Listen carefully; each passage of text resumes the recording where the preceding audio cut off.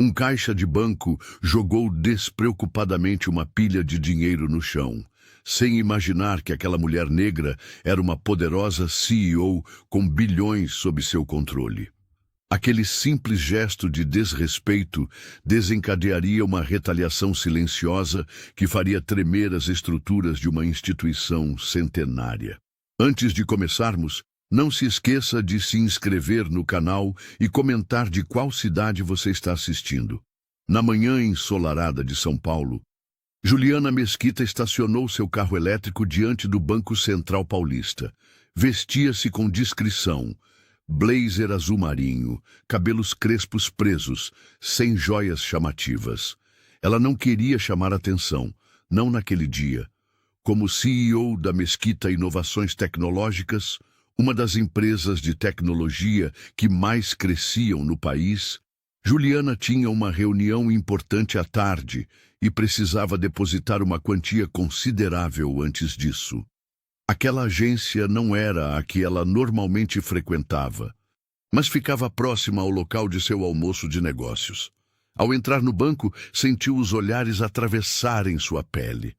Era uma mulher negra, simples, invisível para a maioria. Mas se alguém ali soubesse dos bilhões sob sua responsabilidade, talvez as risadas abafadas tivessem outro tom. Juliana respirou fundo e seguiu em direção ao caixa. A fila não estava longa, mas cada minuto parecia se arrastar. Observou discretamente o ambiente. Executivos de terno sendo prontamente atendidos, funcionários sorridentes oferecendo café a clientes selecionados, portas se abrindo para alguns sem necessidade de espera. Quando finalmente chegou sua vez, Juliana se aproximou do caixa com um envelope contendo R$200 mil em espécie. Parte de uma transação legítima que precisava ser depositada pessoalmente devido a exigências contratuais. O jovem caixa, Rodrigo, segundo seu crachá, mal levantou os olhos quando ela se aproximou. Bom dia, gostaria de fazer um depósito. Por favor, disse Juliana com voz firme, empurrando o envelope pela abertura do guichê. Rodrigo abriu o envelope com desinteresse, mas seu semblante mudou ao ver a quantidade de notas. A senhora tem comprovante de origem desse dinheiro? Perguntou com um tom acusatório, alto o suficiente para que outros clientes virassem para olhar. Juliana manteve a calma. Sim, tenho toda a documentação necessária aqui comigo, respondeu, abrindo sua pasta para mostrar os papéis. Mas antes que pudesse explicar, Rodrigo começou a contar as notas com desdém, manuseando-as de forma descuidada. Quando Juliana pediu mais cuidado, algo inesperado aconteceu. Com um movimento brusco e um sorriso de canto de boca, o caixa derrubou toda a pilha de dinheiro no chão. Ops, desculpe o acidente, disse ele sem esconder o sarcasmo. O silêncio tomou conta da agência. Juliana olhou para as notas espalhadas, depois para o rosto arrogante do caixa, e então para o gerente que observava a cena sem intervir. Naquele momento, algo mudou dentro dela. Não era apenas sobre dinheiro no chão. Era sobre dignidade jogada junto com as notas. Juliana ajeitou a postura enquanto aguardava sua vez na fila do banco. A pasta de couro marrom em suas mãos continha R$100 mil em notas, cuidadosamente organizadas e separadas em maços. Não era dinheiro para ela. Aquela quantia representava uma promessa feita ao seu Antônio, motorista que trabalhou 25 anos em sua empresa e falecera no mês anterior, deixando uma esposa com problemas de saúde e 3 netos para criar. Juliana poderia ter feito uma transferência, mas Dona Conceição, viúva do motorista, não confiava em bancos digitais. Dinheiro de verdade na mão é mais seguro, minha filha, havia dito a senhora. Finalmente, foi chamada ao caixa número 7. Uma mulher de aproximadamente 30 anos, cabelos loiros presos num coque impecável e expressão entediada a recebeu. O crachá identificava Lorena Figueiredo. Seus olhos azuis percorreram Juliana dos pés à cabeça, detendo-se por um instante nas unhas bem feitas, no vestido simples mas elegante e finalmente na pasta sob seu braço. Um sorriso quase imperceptível, carregado de desconfiança, formou-se nos lábios finos da caixa. "Pois não?" perguntou Lorena com voz monótona, sem esconder o tédio. Quando Juliana explicou que precisava depositar aquela quantia na conta de Conceição Oliveira, a expressão da caixa mudou sutilmente. "Qual o valor do depósito?" questionou Lorena, o tom agora carregando uma nota de incredulidade mal disfarçada. R$ 100.000, respondeu Juliana calmamente, abrindo a pasta e revelando os maços organizados. Os olhos de Lorena se arregalaram por um segundo antes de voltar à expressão de desconfiança. Ela olhou novamente para Juliana. Para seu cabelo crespo cuidadosamente arrumado, para sua pele negra, para suas roupas, como se procurasse alguma evidência de que aquele dinheiro não poderia pertencer legitimamente àquela mulher à sua frente. "Vou precisar da sua identificação e comprovante da origem desses valores", disse Lorena, enfatizando a última parte, como se já presumisse alguma irregularidade. Juliana respirou fundo. Não era a primeira vez que enfrentava aquele tipo de situação. Como CEO de uma das maiores empresas de tecnologia do país, estava acostumada com olhares de dúvida. Retirou calmamente seus documentos da bolsa, incluindo seu cartão corporativo dourado com o logo da empresa que havia fundado 15 anos atrás. Juliana respirou fundo e repetiu o pedido com voz firme. R$ 100.000, por favor. O salão do banco mergulhou em um silêncio repentino. Os clientes nas filas adjacentes pararam suas conversas, virando-se discretamente para observar a cena incomum. Não era todo dia que alguém solicitava uma quantia tão expressiva em dinheiro vivo. Lorena, a caixa, trocou olhares significativos com o gerente que passava pelo corredor naquele momento. Um sorriso irônico se formou nos lábios finos da funcionária, como se aquilo fosse alguma piada particular. "A senhora vai precisar apresentar documentação adicional para esse tipo de saque", Lorena declarou em voz alta o suficiente para que os clientes próximos pudessem ouvir. "Temos procedimentos rigorosos para movimentações desse porte." Ela empurrou um formulário através do balcão com desdém, como se estivesse fazendo um grande favor. Juliana pegou a caneta e começou a preencher os campos solicitados, mantendo a compostura apesar do tratamento hostil. "E qual seria a finalidade desse dinheiro?" perguntou Lorena, elevando ainda mais a voz. "Precisamos documentar o propósito de saques acima de R$ 10.000. Seus olhos percorriam Juliana de cima a baixo, como se avaliasse se ela realmente poderia ter acesso a tal quantia. Cada pergunta parecia calculada para aumentar o constrangimento. Cada formulário adicional uma nova barreira. Juliana podia sentir os olhares curiosos dos outros clientes queimando em suas costas. "Estou adquirindo equipamentos para minha empresa", respondeu Juliana calmamente, embora sentisse o rosto esquentar. "Todos os documentos estão em ordem, como sempre estiveram nas outras vezes que fiz saques semelhantes." Ela manteve o tom educado, mesmo quando Lorena pediu seu CPF pela terceira vez, fingindo não encontrar o cadastro no sistema. O gerente continuava observando à distância, sem intervir, com uma expressão que oscilava entre curiosidade e indiferença. A fila atrás de Juliana crescia, e ela podia sentir o peso dos olhares impacientes. Alguns clientes cochichavam entre si, outros checavam o relógio repetidamente.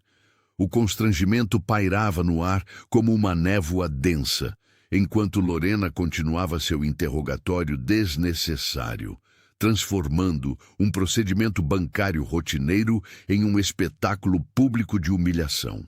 Lorena finalmente terminou de examinar cada papel com uma lentidão irritante e proposital. Seus olhos percorriam os documentos enquanto seus dedos moviam-se sobre as notas com uma vagarosidade que beirava o absurdo. Juliana manteve a compostura, mesmo sentindo seu sangue ferver. Após o que pareceu uma eternidade, a caixa terminou de contar o dinheiro. Mas o que aconteceu em seguida deixou Juliana atônita. Em vez de entregar as notas com o mínimo de profissionalismo, Lorena arremessou o maço de dinheiro com força sobre o balcão, com um sorriso malicioso nos lábios. As cédulas deslizaram pelo mármore polido como se estivessem em câmera lenta. Juliana observou, incrédula, enquanto as notas de 100, 50 e 20 reais espalhavam-se pelo chão aos seus pés. Algumas deslizaram para longe, parando próximas à fila de clientes que agora observavam a cena com curiosidade. O silêncio momentâneo foi quebrado por risadinhas mal disfarçadas, vindas do canto onde outros funcionários do banco se agrupavam, claramente se divertindo com a humilhação pública. Juliana olhou instintivamente para o escritório envidraçado, onde Paulo, o gerente da agência, estava sentado. Seus olhares se cruzaram por um breve momento, mas ele rapidamente desviou o olhar, fingindo estar absorto em algum documento importante sobre sua mesa. Era evidente que ele havia testemunhado tudo, mas optara por não intervir. A mensagem era clara. Ela não merecia nem mesmo o respeito básico de ter sua situação constrangedora resolvida. Enquanto se abaixava para recolher as notas espalhadas, Juliana sentiu o peso dos olhares sobre ela. Alguns clientes pareciam constrangidos pela situação, outros apenas curiosos, mas ninguém se moveu para ajudá-la. As risadinhas continuavam, agora mais audíveis. Com cada cédula que recolhia do chão, Juliana sentia sua determinação crescer. Aquilo não ficaria assim. Ela não era apenas mais uma cliente. Era Juliana Mendes, CEO da Mendes Tecnologia.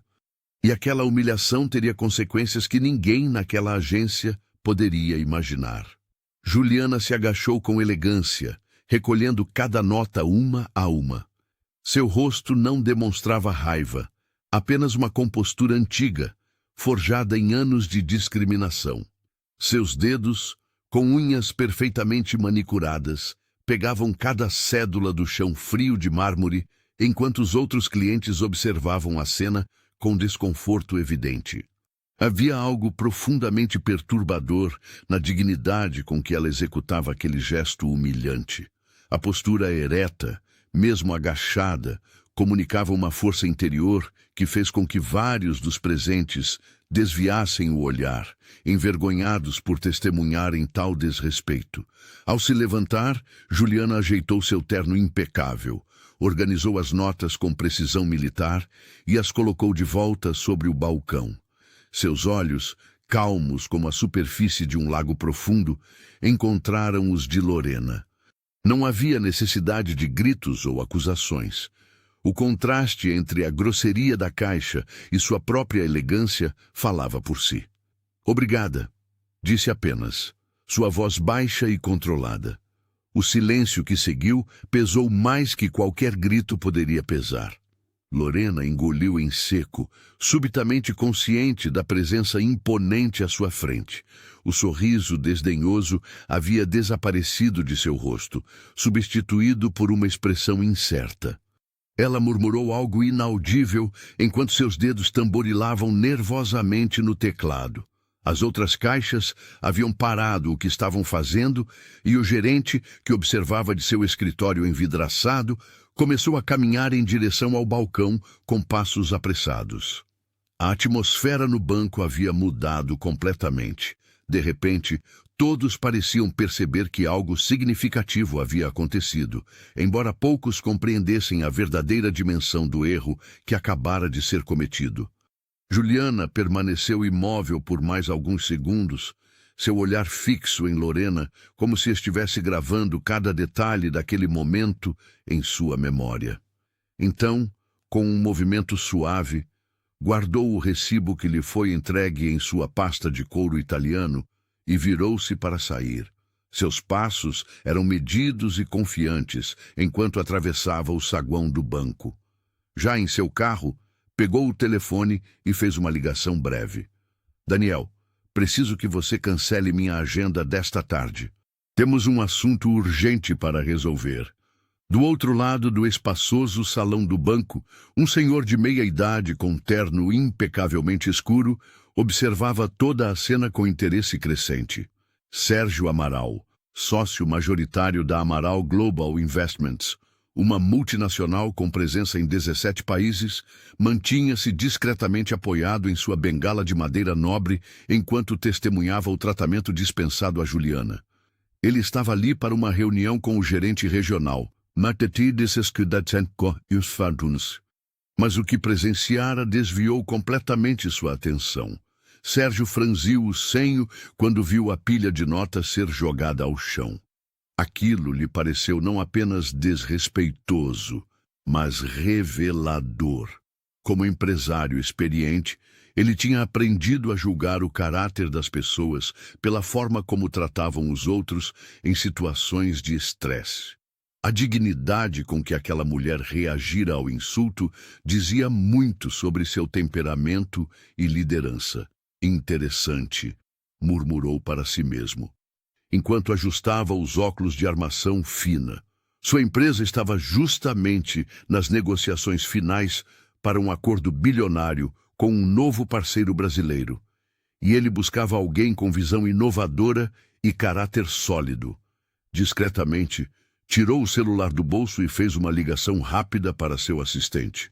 Descubra quem é aquela mulher, instruiu em voz baixa, descrevendo Juliana. Quando o nome dela surgiu na tela de seu smartphone minutos depois, Sérgio quase deixou o aparelho cair.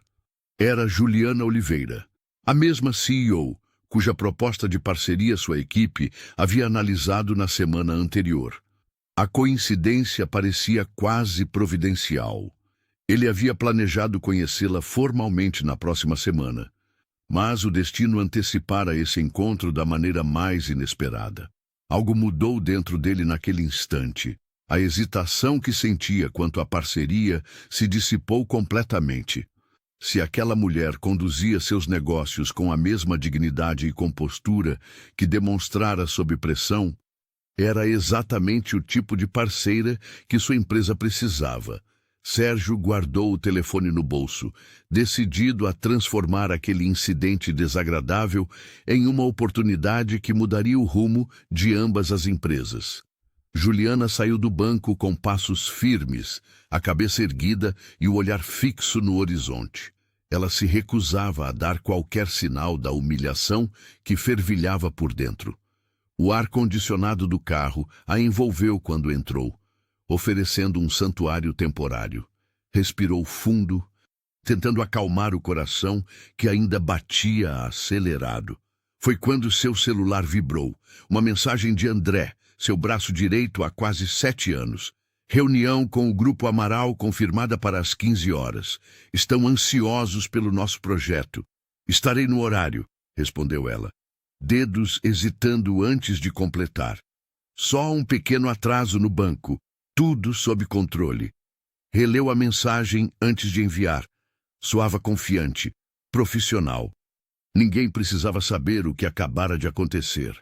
Colocou o celular no suporte e ligou o motor, mas não saiu imediatamente. Por um momento, permitiu-se fechar os olhos. A imagem das notas espalhadas pelo chão voltou com força total. O olhar desdenhoso da caixa, os sussurros dos outros clientes, a sensação de invisibilidade, como se sua presença, seu cargo, sua história, nada disso importasse diante do preconceito. Não agora, murmurou para si mesma, abrindo os olhos. A reunião com o Grupo Amaral representava uma parceria potencial de bilhões. Não podia se dar ao luxo de chegar emocionalmente abalada. Enquanto dirigia pelas ruas de São Paulo, Juliana tentava transformar a raiva em combustível. Aquela não era a primeira vez que enfrentava preconceito, nem seria a última. Como mulher negra no mundo corporativo brasileiro, havia aprendido a navegar por águas hostis desde cedo. Cada obstáculo superado a tornava mais forte, mais determinada. O trânsito intenso dava-lhe tempo para reorganizar os pensamentos. Talvez fosse apenas um incidente isolado, pensou. Talvez a funcionária estivesse tendo um dia ruim. Mas, no fundo, Juliana sabia que não era isso. Reconhecia aquele olhar, aquela atitude. Era o mesmo preconceito velado que enfrentara durante toda a sua trajetória profissional. Seu telefone tocou novamente. Era Márcia, sua assistente. Os documentos para a apresentação estão prontos. Quer que revise algo específico antes da reunião? Está tudo perfeito, Márcia. Obrigada. Por fora, Juliana mantinha a compostura. Por dentro, uma tempestade silenciosa se formava. E enquanto o carro avançava em direção à sede de sua empresa, uma ideia começava a tomar forma em sua mente. Aquele incidente no banco não ficaria sem resposta. Não desta vez. Juliana entrou no departamento de recursos humanos com passos firmes. A recepcionista reconheceu imediatamente a CEO e se endireitou na cadeira. Juliana carregava um envelope discreto que colocou sobre o balcão. Preciso que este valor chegue à família do Marcos Oliveira até amanhã, disse ela em voz baixa. Discrição máxima neste assunto. Não quero formulários, não quero registros além do mínimo necessário. Isso é uma questão pessoal. A coordenadora de RH, Denise, aproximou-se ao perceber a presença da diretora. Pode deixar, Dora, Juliana. Cuidaremos disso com toda a discrição que a senhora solicitou. Juliana assentiu, satisfeita. Obrigada.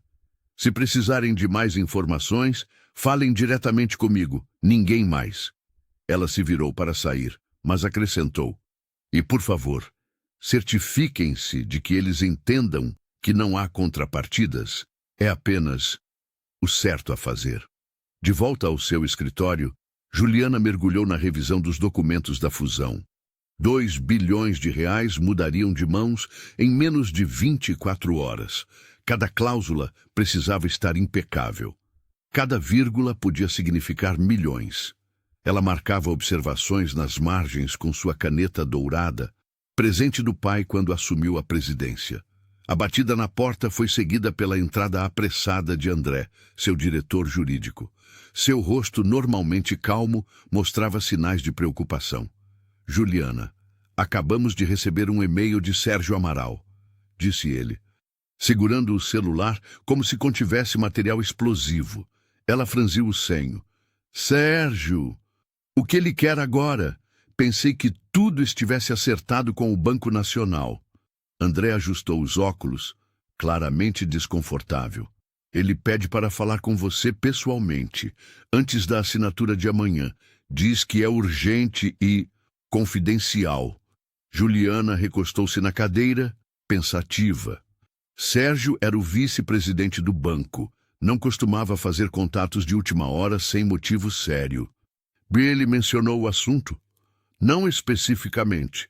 Apenas disse que poderia afetar os termos da fusão e que prefere discutir pessoalmente. Juliana consultou o relógio. Quase 19 horas. A assinatura estava marcada para as 10 da manhã seguinte. Marque um café com ele para hoje ainda, no Artesano, aquele discreto perto da praça. Quero entender o que está acontecendo antes que isso vire um problema maior. Sérgio cruzou os braços, desconfortável na cadeira de couro que normalmente lhe dava tanto prazer. O sol da tarde entrava pelas amplas janelas de vidro do seu escritório, mas nem mesmo a vista privilegiada da cidade conseguia aliviar a tensão no ar. Juliana permanecia de pé, sua postura profissional mascarando a mágoa recente. Vi o que aconteceu no banco, começou ele, sem rodeios. Seus dedos tamborilavam nervosamente na mesa de mogno. Sinto não ter intervindo.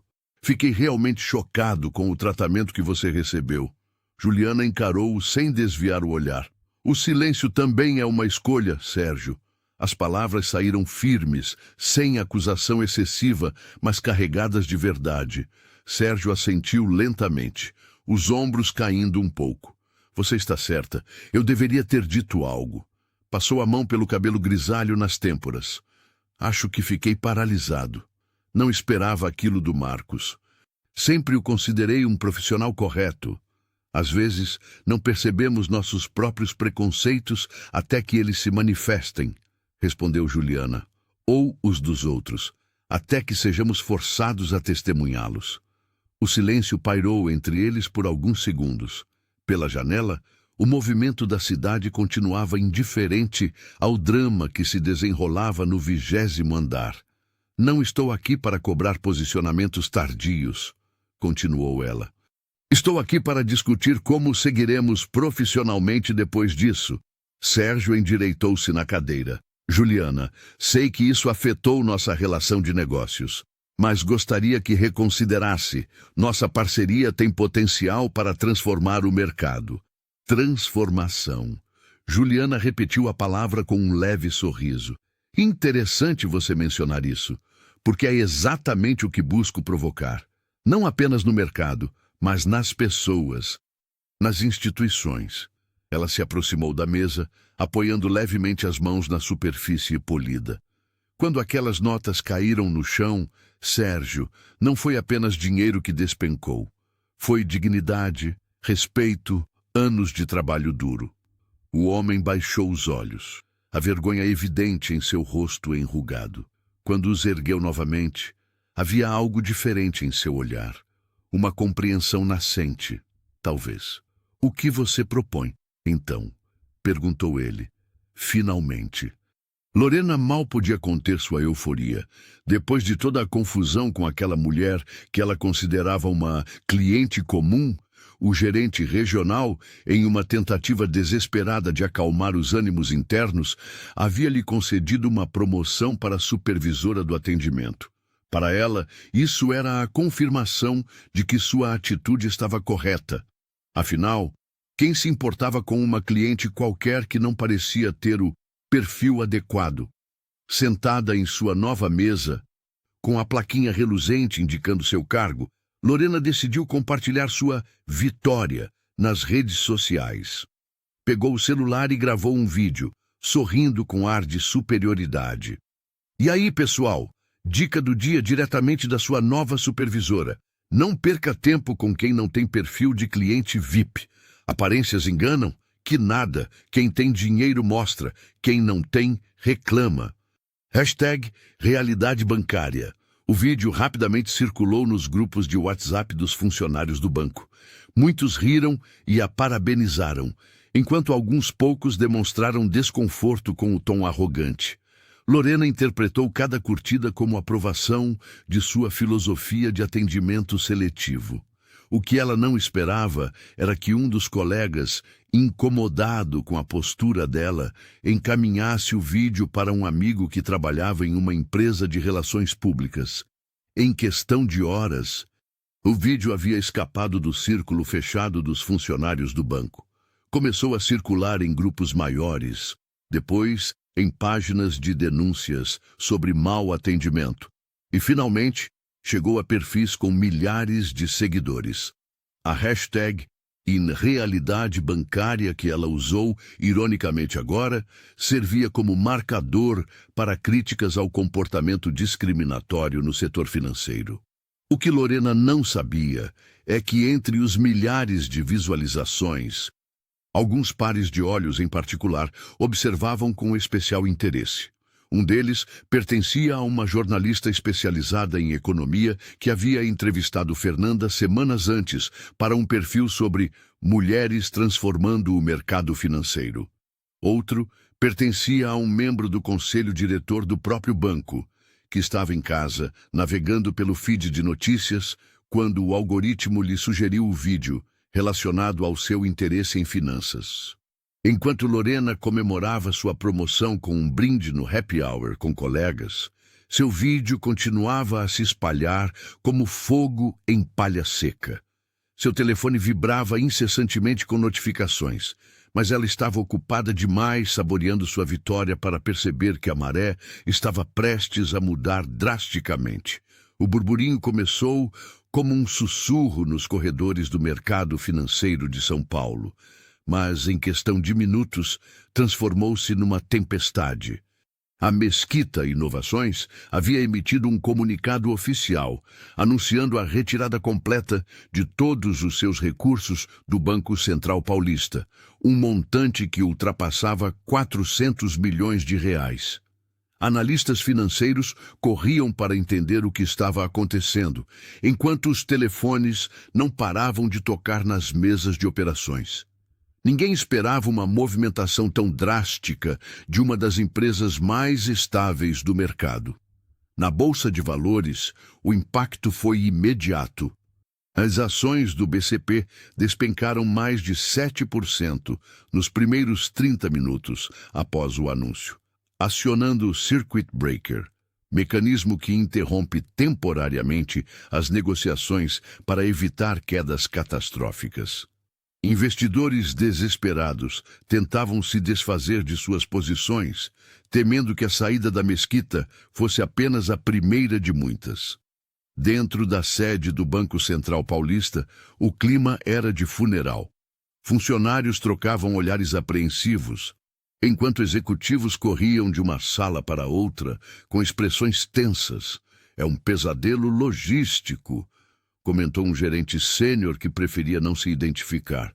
Não é só o dinheiro em si, mas todos os serviços associados, as folhas de pagamento, os investimentos estruturados, tudo está sendo transferido para outro banco.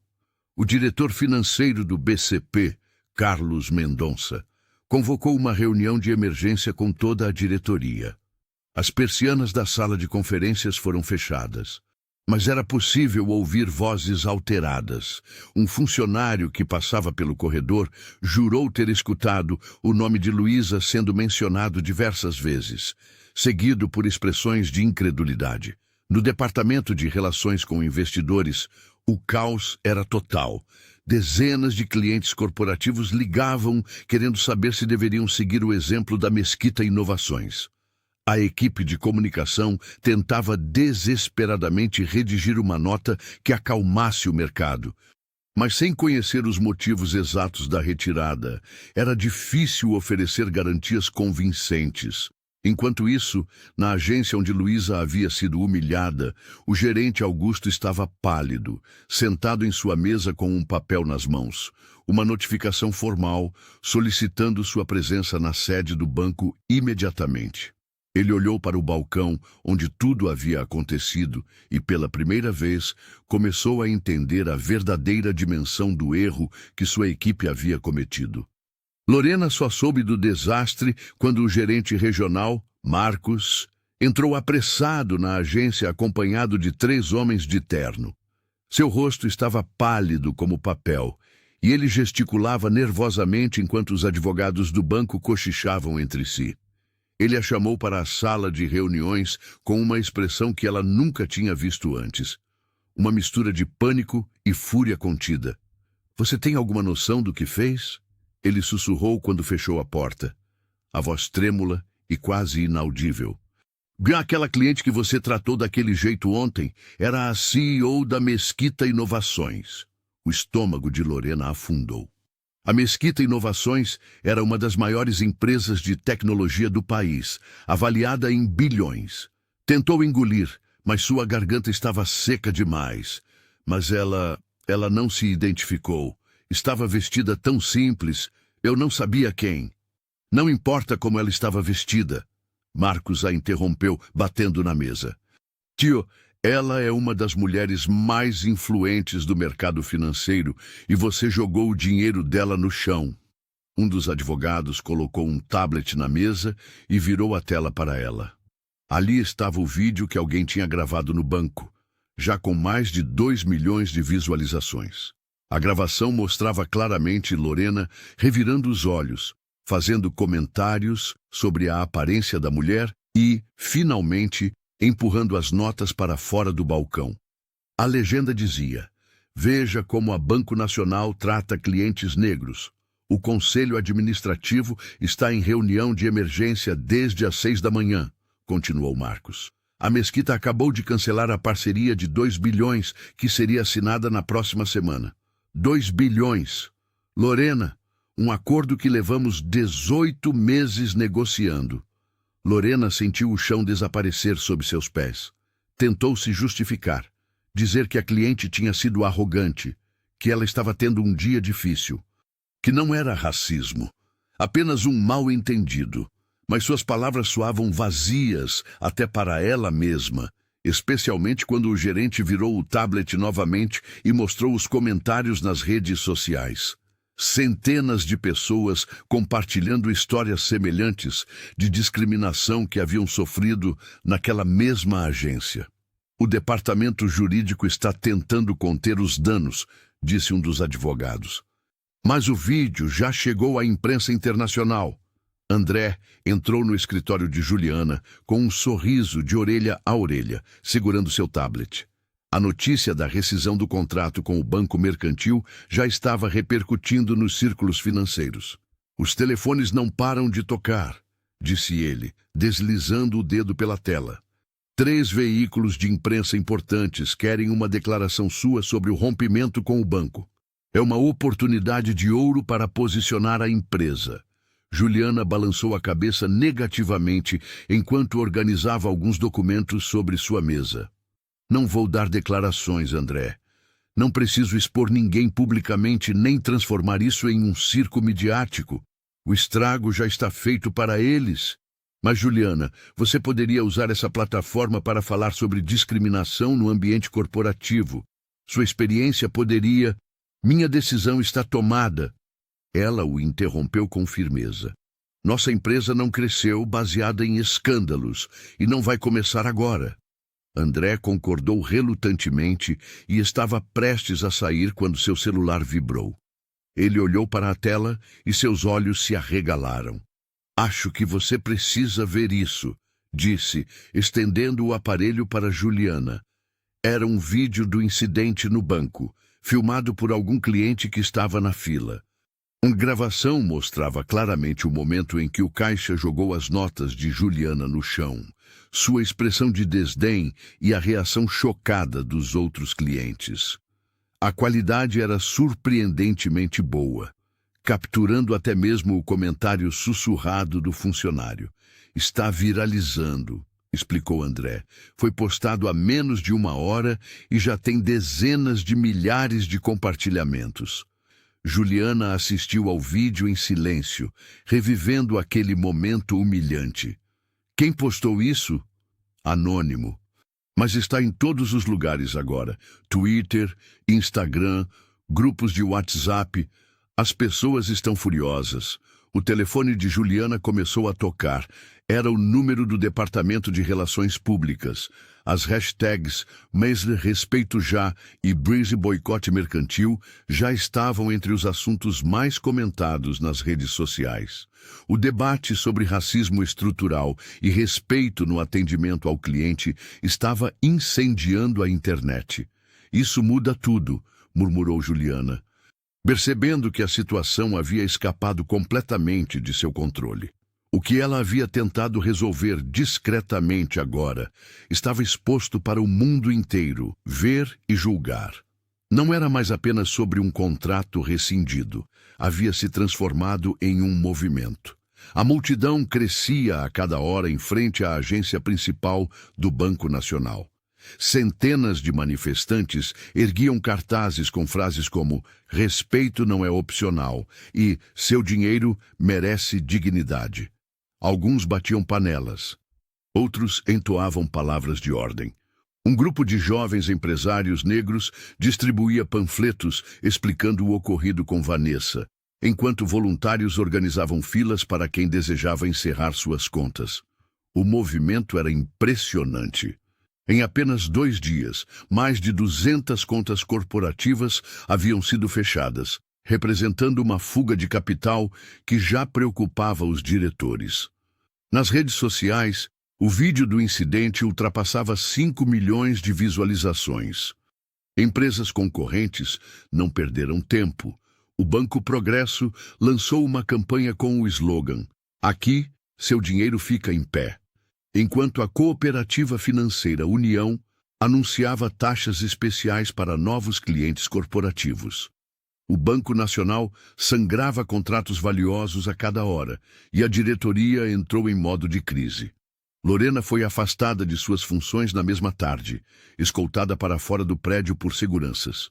Seu rosto, antes desconhecido, agora estampava memes e montagens por toda a internet. O banco emitiu uma nota oficial mencionando um incidente isolado sendo investigado internamente e prometendo medidas adequadas.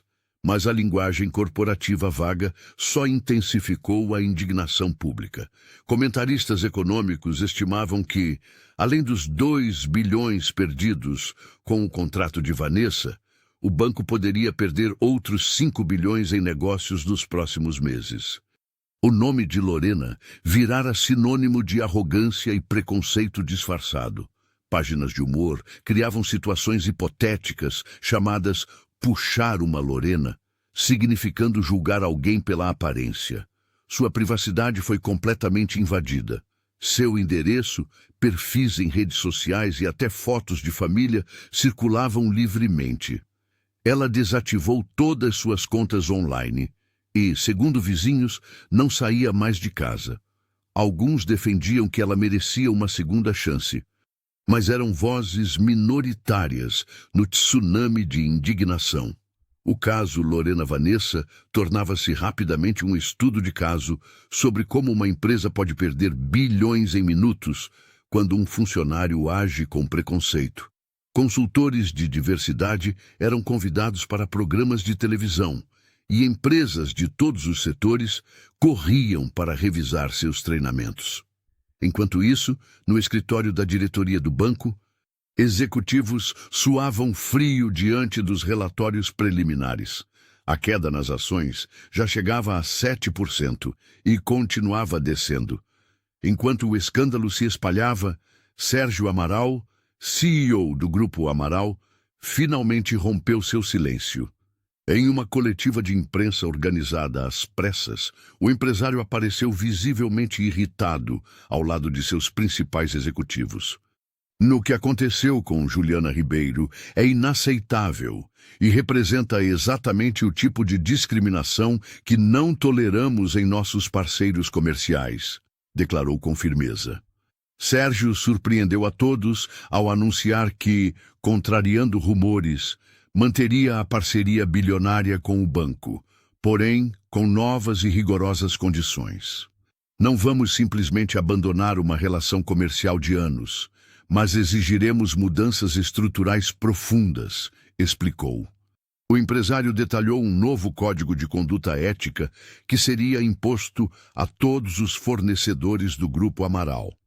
Entre as exigências estavam treinamentos obrigatórios sobre diversidade, cotas para contratação de minorias em cargos de liderança e auditorias externas semestrais para verificar o cumprimento das políticas antidiscriminação. Qualquer fornecedor que não se adequar a estas novas diretrizes será imediatamente desligado de nossa cadeia de valor, afirmou categoricamente. A decisão de Sérgio foi aplaudida por especialistas em responsabilidade social corporativa, que a consideraram um modelo de como grandes empresas podem usar seu poder econômico para impulsionar mudanças positivas. Para o banco, no entanto, a situação piorava a cada hora. Sua reputação, já severamente comprometida, sofreu outro golpe devastador quando a Associação Nacional de Instituições Financeiras emitiu uma nota de repúdio ao incidente. As ações da instituição despencaram mais 7% naquela tarde, acumulando uma perda de quase 20% desde o início da crise. Em reunião de emergência que se estendeu pela madrugada, a diretoria do banco determinou a contratação de uma consultoria independente para conduzir uma auditoria completa em todos os processos internos.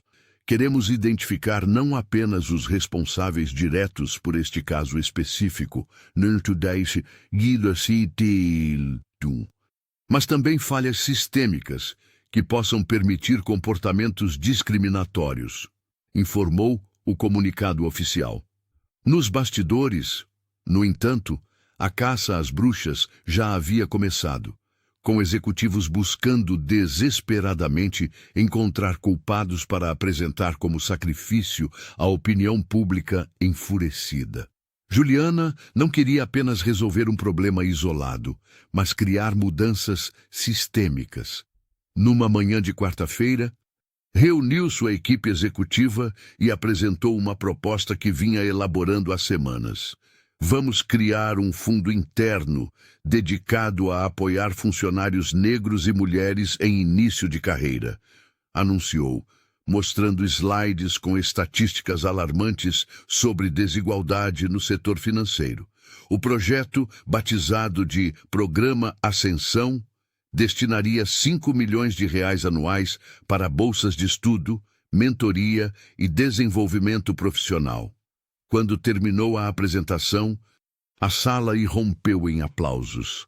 Transformar humilhação em oportunidade é nossa missão, declarou Juliana à equipe completa durante o lançamento oficial do programa na semana seguinte. O que aconteceu comigo naquele banco poderia ter sido apenas mais um caso de discriminação enterrado e esquecido, mas decidimos transformá-lo em combustível para a mudança real. Ela convidou 10 jovens universitários negros para a cerimônia, anunciando-os como os primeiros beneficiários do programa. A iniciativa rapidamente ganhou destaque na mídia especializada. O Valor Econômico publicou uma matéria de capa sobre o programa, entrevistando Juliana e destacando como sua resposta à discriminação estava reformulando práticas corporativas. O telefone da assessoria de imprensa não parava de tocar com pedidos de entrevistas e palestras. 3 grandes empresas do setor financeiro entraram em contato nas semanas seguintes, interessadas em replicar o modelo. Uma delas, o Banco Progresso, anunciou um programa similar apenas 2 meses depois, destinando 7 milhões para iniciativas de diversidade. A Bolsa de Valores lançou um índice especial para empresas com políticas concretas de inclusão racial e de gênero. Uma onda de mudanças começou a varrer o mercado financeiro tradicionalmente conservador, com Juliana frequentemente citada como catalisadora.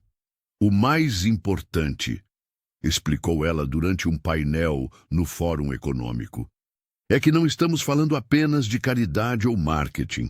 Estamos falando de transformação estrutural e vantagem competitiva. Empresas diversas tomam decisões melhores e mais lucrativas. Os dados preliminares de sua própria empresa já mostravam isso. A produtividade e inovação haviam aumentado significativamente nos departamentos que implementaram as novas políticas de inclusão. Lorena, desesperada após meses sem conseguir recolocação no mercado financeiro, aceitou participar de um podcast de economia popular. Era sua chance de limpar seu nome. Com roupas discretas e maquiagem suave, ela tentou construir uma imagem de vítima das circunstâncias. Trabalhei 15 anos no setor bancário sem nenhuma reclamação. Foi um mal-entendido, não uma questão racial, argumentou com voz trêmula. O apresentador, inicialmente complacente, abriu os comentários ao vivo. Foi uma avalanche. Minha melhor amiga é negra, tentou Lorena. Enquanto o chat explodia. Ter amigos negros não te torna menos preconceituosa, escreveu um espectador, comentário que logo foi fixado pelo moderador e repetido por dezenas de outros. Outro telespectador compartilhou o vídeo do incidente, que já havia sido visto por milhões. A entrevista, planejada para durar 1 hora, foi encerrada em 20 minutos. No dia seguinte, o Banco Nacional emitiu um comunicado sem precedentes. Não apenas Lorena estava oficialmente desligada, toda a diretoria da agência envolvida no caso foi substituída. O Conselho de Administração, pressionado por grandes investidores institucionais que ameaçavam retirar seus fundos, anunciou uma auditoria completa das políticas internas e treinamentos obrigatórios sobre vieses inconscientes para todos os funcionários. O novo diretor da agência, Joaquim Teixeira, um homem negro com 20 anos de experiência no mercado financeiro, declarou em sua posse: "Este banco será um espaço onde todos são tratados com dignidade, independentemente de quem sejam ou quanto dinheiro movimentem." A transformação foi além da troca de cadeiras. Câmeras de segurança foram reposicionadas para cobrir todos os ângulos do atendimento ao cliente. Um sistema de avaliação anônima foi implementado, permitindo que clientes reportassem experiências positivas ou negativas. O banco criou um comitê de diversidade com poder real para implementar mudanças estruturais. Funcionários relataram que, pela primeira vez, sentiam-se à vontade para apontar comportamentos problemáticos sem medo de retaliação. Uma nova era começava ali, não apenas para aquela agência, mas para toda a instituição. Enquanto isso, Lorena continuava sua busca por emprego, agora em setores completamente diferentes. O episódio havia se tornado um caso de estudo em escolas de negócios sobre como ações individuais podem destruir reputações corporativas construídas ao longo de décadas e como empresas podem transformar crises em oportunidades de mudança genuína. Enquanto a tempestade midiática se acalmava, algo extraordinário acontecia. As ações da Mesquita Inovações dispararam na bolsa, atingindo seu valor mais alto desde a fundação da empresa. Analistas de mercado atribuíam o fenômeno não apenas à solidez do negócio, mas também à postura firme e digna de Juliana durante toda a crise. "Integridade tem valor de mercado", escreveu um colunista influente de economia. Os convites começaram a chegar em avalanche. Programas de televisão, podcasts de negócios, conferências internacionais, todos queriam ouvir a história da CEO que transformou discriminação em oportunidade. Sua assessoria chegou a contabilizar mais de 70 solicitações de entrevistas em uma única semana. Para surpresa de muitos, Juliana declinou quase todas. Em uma reunião com seus principais diretores, ela explicou sua decisão. "Meu foco é construir, não atacar. Não quero ser conhecida como a empresária que expôs um banco, mas como a líder que criou soluções." Os executivos concordaram, embora alguns argumentassem que sua história poderia inspirar outras pessoas em situações semelhantes. O que poucos sabiam era que, longe dos holofotes, Juliana havia iniciado um programa discreto dentro da empresa. Identificava talentos promissores de grupos subrepresentados e oferecia mentoria personalizada. Criou um fundo de bolsas para estudantes de tecnologia de comunidades periféricas. Estabeleceu parcerias com universidades públicas para programas de estágio remunerado. "O abre portas silenciosamente é mais eficaz que derrubar muros com estardalhaço", confidenciou a Roberto, que continuava sendo seu conselheiro mais próximo. Ele sorriu, reconhecendo a sabedoria daquela que um dia fora sua estagiária. Em uma tarde de sexta-feira, Juliana recebeu um e-mail que a fez sorrir. Era de uma jovem estudante de engenharia que havia participado de um dos programas de mentoria. A mensagem continha apenas uma foto. A jovem segurando sua carteira de estágio em uma multinacional, com a legenda: "Obrigada por me ensinar que não preciso provar meu valor 2 vezes." Juliana imprimiu aquela mensagem e colocou em um quadro em seu escritório. Para ela, valia mais que qualquer manchete de jornal ou convite para palestrar. Era a confirmação silenciosa de que estava no caminho certo, não apenas construindo um império financeiro, mas também pavimentando caminhos para quem viria depois. 6 meses depois, o Banco Nacional foi adquirido pela Cooperativa União Financeira, uma instituição conhecida por seu compromisso com a inclusão e diversidade. A transação, ironicamente, custou muito menos do que teriam sido os 2 bilhões do contrato perdido com a empresa de Fernanda. A cooperativa implementou uma transformação radical na cultura organizacional, começando pela base e chegando até o topo da hierarquia. Os novos diretores realizaram entrevistas individuais com todos os funcionários, avaliando não apenas competências técnicas, mas também valores pessoais e comportamento profissional. Aqueles que demonstravam resistência à nova filosofia inclusiva ou tinham histórico de condutas discriminatórias foram convidados a se retirar. Carlos, o gerente que havia defendido o caixa preconceituoso, foi um dos primeiros a sair. Quanto ao próprio caixa, ele tentou processar o banco alegando demissão injusta, mas desistiu quando surgiram outras 3 denúncias semelhantes contra ele. A cooperativa implementou treinamentos obrigatórios sobre vieses inconscientes e criou canais anônimos para denúncias de discriminação. Mais importante, estabeleceu metas concretas de diversidade para contratações e promoções. Em menos de um ano, o quadro de funcionários já refletia muito mais a diversidade da população brasileira. Na inauguração da nova sede, um imenso mural colorido chamava a atenção de todos os visitantes. Criado por um renomado artista urbano, o grafite mostrava rostos diversos em harmonia e, no centro, uma frase que se tornaria o novo lema da instituição. Respeito custa nada, perder custa bilhões. Fernanda foi convidada para a cerimônia de inauguração. Ao ver o mural, não conseguiu conter um sorriso. Sua empresa continuava crescendo exponencialmente, agora com parceiros financeiros que a valorizavam. O episódio doloroso havia se transformado em um poderoso catalisador de mudanças, não apenas para ela, mas para todo o sistema bancário da cidade, que observava atentamente o sucesso do novo modelo. Às vezes, pensava Fernanda, é preciso derrubar estruturas antigas para construir algo verdadeiramente novo e melhor. Exatamente um ano após o incidente no banco, Juliana estava em seu escritório revisando os resultados da parceria com o novo banco. Uma carta chamou sua atenção entre a correspondência do dia. O envelope simples continha uma folha de caderno com uma caligrafia adolescente cuidadosa. Querida doutora Juliana, meu nome é Beatriz. Tenho 15 anos. Vi sua entrevista na TV e pesquisei sobre sua história.